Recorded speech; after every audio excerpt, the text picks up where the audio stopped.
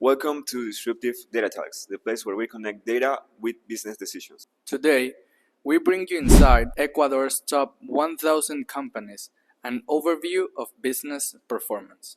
With us today is Diego Correa, data analyst. Welcome, Diego. Hi, thank you for having me. It's a pleasure to be here. Diego, what is the main objective of your analysis? Well, the objective is to identify trends in revenues, expenses, and profits of Ecuador's largest companies from 2020 to 2024. Tell us about the datasets you work with. Well, we use data from our country's superintendency of companies, covering Ecuador's 1,000 largest companies between 2020 and 2024. It includes total revenue, net profit, total expenses, income tax paid, company size classification, economic sector, and province for each company and year. Sounds comprehensive. How did you clean and prepare it?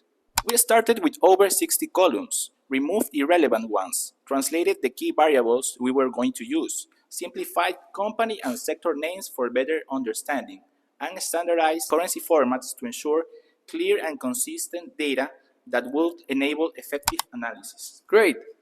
Walk us through your dashboard graphs.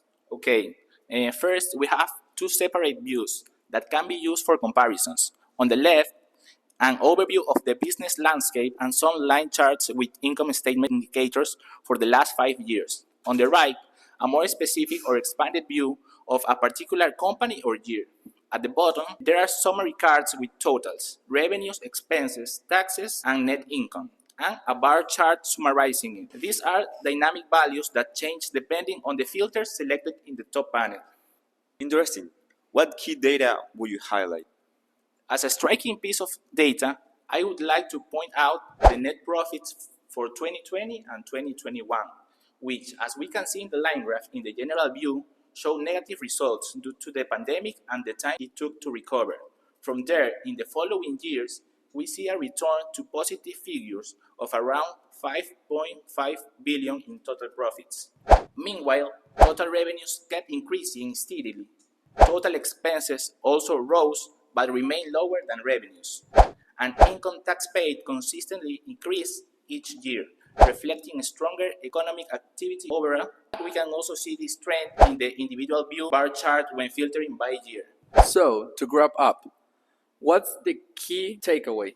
Ecuador's largest companies recovered strongly after pandemic losses, with rising revenues, profit, and taxes paid, showing their critical role in economic growth.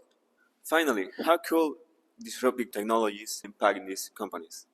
Artificial intelligence can automate financial analysis and tax reporting, improve revenue forecast, and optimize operational decisions, enabling Ecuador's largest companies to increase efficiency, reduce costs, and remain competitive in a fast-changing global economy.